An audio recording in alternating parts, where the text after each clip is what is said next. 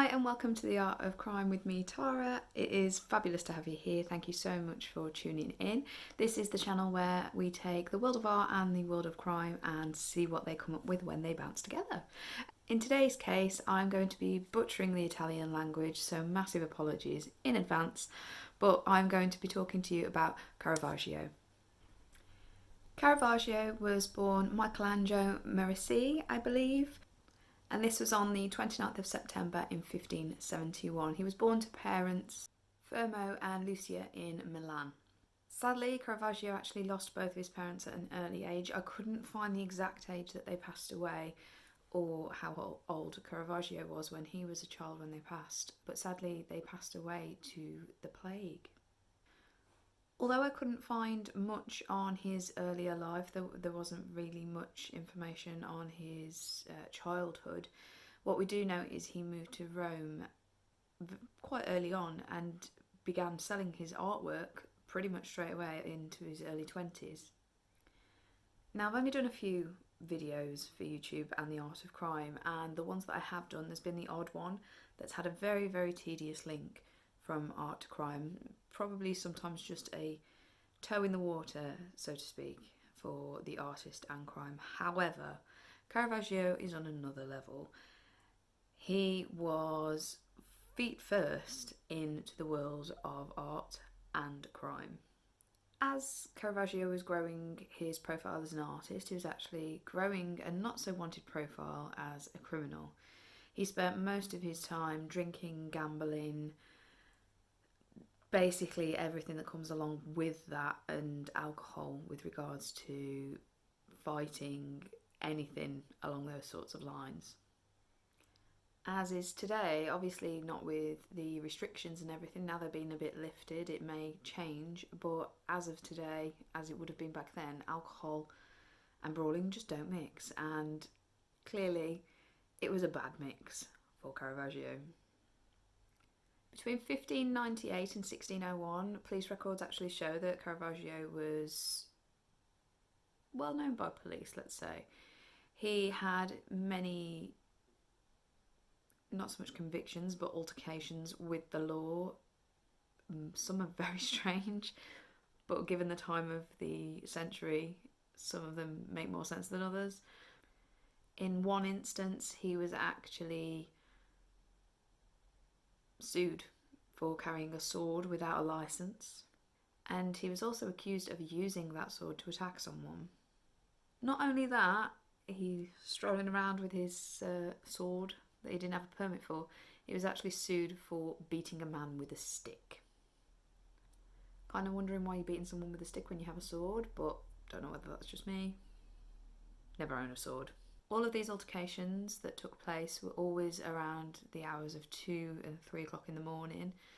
So it's clear to see that his drinking alcohol and alcohol involvement probably did have a massive impact on the majority of these assaults. Not only was Caravaggio making a headway with his paintings at this time, as I said, he was getting fully involved in things he probably shouldn't have been doing because of this.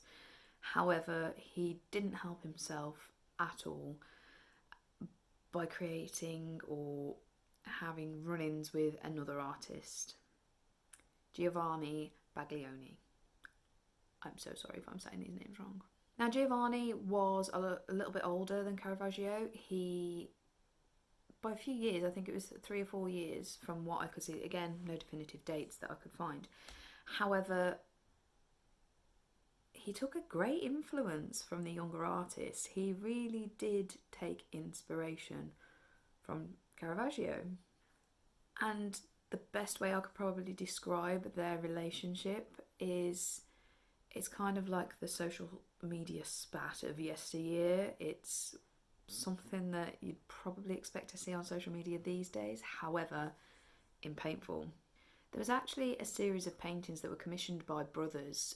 I forget their names for some reason. I chose not to write it down, which is a bit silly of me. But these 2 paintings were commissioned. One brother commissioned Giovanni and one person commissioned Caravaggio. And obviously one of the painters finished first, and I believe it was Giovanni that finished first because he created another picture of the same one. Basically, I don't know whether these two brothers that commissioned the artwork were just trying to have a bit of a laugh, annoying these people, stirring the pot sort of thing. Everyone knew that these two people had issues with each other. So we're not sure on where it actually came from fully. But as time went on, there became a rebuttal in art form. Giovanni Baglioni's most well-known work is something called Sacred Love, and this is the one that was created in response to a piece of artwork that was actually painted by Caravaggio.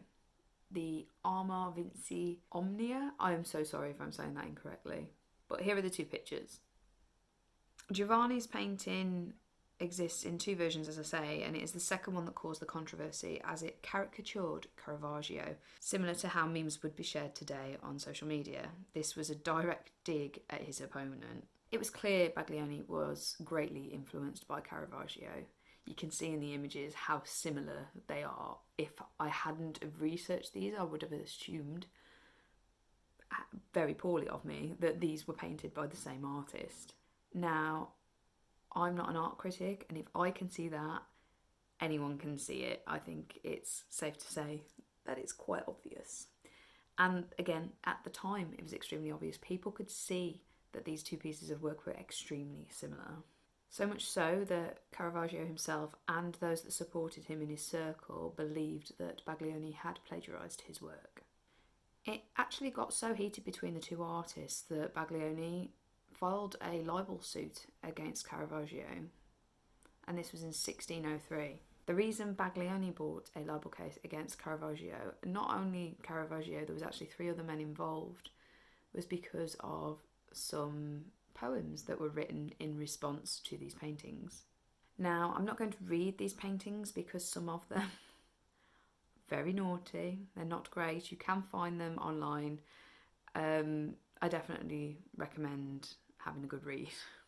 Caravaggio was actually ultimately found guilty for this and served time in prison. I believe it was 2 weeks. However, in instances like this, as today, the damage is already done, the words are already said, you can't take back words, they've been heard, and they pretty much followed Baglioni around for the rest of his career. It even got to the one point that Baglioni actually thought that Caravaggio had hired assassins to kill him. A little bit crazy. But yeah, you can see where I'm saying with regards to it being a bit of a social media spat of yesteryear, because basically it could be seen as these poetries as a post on Facebook and then someone going for libel because of the damage already caused. It's so surreal to try and... I was trying to think of ways to compare it to how it would be today, but that was the only way I could see it. I actually think one of the articles mentioned something about social media which made me think about it. But there were so many different articles on this, and there's a brilliant biography as well, which I highly recommend, which I'll talk a little bit later about. Caravaggio didn't get deterred by this prison sentence, however. He continued on the downward spiral that was already beginning to happen with his criminal lifestyle that he's choosing, and he ended up in front of the courts again because he threw artichokes. He threw artichokes at a waiter's face, so he ended up in court again. He received further charges further down the line for, again, carrying more swords and daggers without permits. Naughty, naughty. And he was also charged for breaking a window in one of his rented rooms. He then served more time in prison for throwing stones at an officer, as well as cursing at more other police officers as well. By the end of 1605, he'd actually failed to pay his landlady any rent for around 6 months. And because of this, she decided to keep all of his furniture as a down payment on the rent that he owed. Clearly, Caravaggio was having a great time of it with all of the trouble he was getting into, and everything seemed to come back down to the alcohol from all of the sources that I could read. He even got to the point where he fell on his own sword and wounded himself. Caravaggio's criminal career, shall we call it, peaked by year 1606. This was when he actually killed a man called Ranuccio Tomasoni. I hope I'm saying it right. Now, there are very many variations of what actually led to Tomasini's death, from the men having a falling out over a tennis match, while many others thought that there was a woman involved. Not just any woman, though. It was a prostitute by the name of Elide Melandroni. I really hope I'm saying that right. It was quite normal at the time, like I said, people were strolling around with permits for swords, that if a woman was insulted by a gentleman, that gentleman could be castrated. Yeah. With the swords and the daggers. When the cause of death of Tomasoni was actually looked into, he bled out from an artery that was on his inner thigh, which does suggest that Caravaggio was aiming for that area, let's face it. Could it have been that Tomasini insulted Melandroni? Possibly. Alas, whoever instigated the death, it ultimately ended obviously in Tomasini's death, and this resulted in the then Pope giving the death sentence to Caravaggio. He basically said that you deserve the death sentence because you've killed a man. So to avoid death, Caravaggio then went on the run, and he headed to Rome to hide out.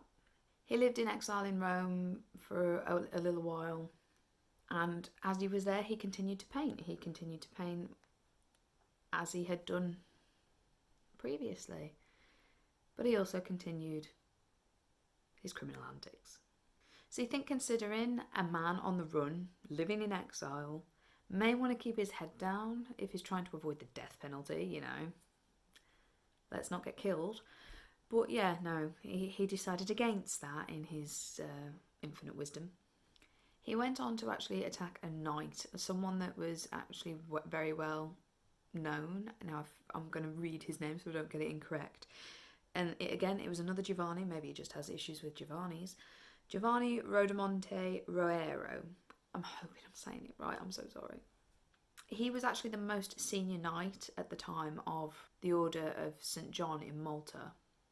Now, what I can only assume is lack of communication between police forces. Let's face it, they don't have the equipment, they don't have the technology that we do today for police forces to talk to each other. I presume it was the same in Italy with regards to their communications between each other. Let's face it, it's only in my lifetime that police forces have actually started, talking to each other to chase people who are on the run, or serial killers covering the whole of the world type thing. That's a bit dramatic, Dora. Because of this, there was no communication between Rome and the area that Caravaggio fled from originally. Caravaggio was sentenced for this attack on the night and ended up in prison. Not back on the death penalty side of things, just serving time in prison for an attack. He, however, managed to escape prison.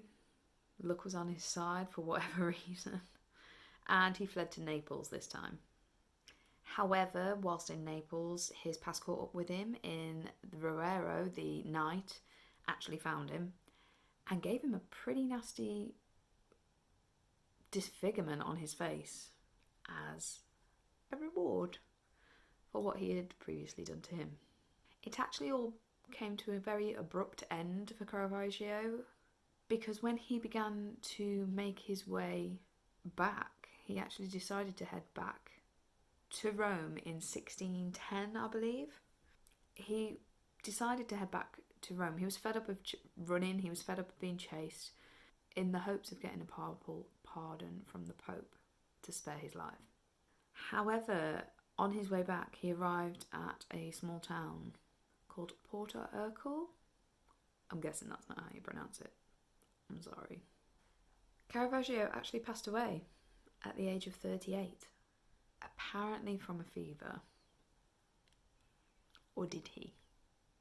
The truth is, no one knows. No one actually knows what killed him. Again, pathology was completely different back then. They just kind of haphazarded with what they could work with.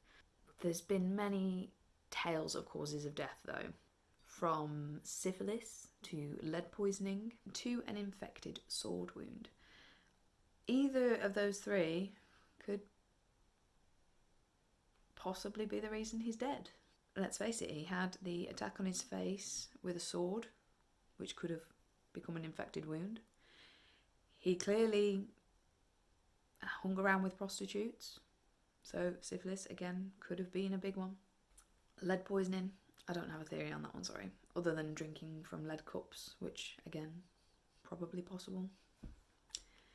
So that is the story of Caravaggio and the art of crime, his crimes in particular, lots of them. Again, he was an extremely very talented man. Clearly it can be seen in his works. He just had a very unorthodox way of living. A slight ironic twist though that I did find whilst I was researching this particular case. Heading back to Baglioni, the guy who was basically Caravaggio's arch enemy, who sued Caravaggio for libel, and who Caravaggio had said of Baglioni's work that he should wipe his bottom with it, in much harsher words. Honestly, go and read the poetry that Caravaggio and his friends wrote about Baglioni. Baglioni became the very first person to write a biography on Caravaggio. Now, is this a twist of fate? Is this a bit ironic? The person that he hated ended up writing his biography? Very, very strange. Yeah, very, very strange. However, it is still clear from reading parts of this biography that the feelings of anger, shall we say, are well and truly still there. Because he was, shall we say, curt with his descriptions of Caravaggio's art and his life. So that's Caravaggio for you. I hope you have enjoyed hearing about this one. I know that my last one didn't have as much crime in it with Egon Schiele. It was just a little bit of a hint because there was still up in the air of did he not. This one he did. Caravaggio was well and truly in it on the crime. So I hope you've enjoyed listening to this one. I've really enjoyed researching this one. It was kind of like a roller coaster that constantly felt like it was on the up and the up and the up, and then another crime would appear, then another crime. Thank you so much for watching. I hope you have enjoyed hearing about Caravaggio. I hope I haven't butchered the Italian language too much, but I hope you enjoyed it. Please feel free to follow us on social medias. Please feel free to like and subscribe if you'd like to see more content similar to this. And if you would like to support the channel, please check out our coffee link in the description box below. We shall see you next time, guys. Bye.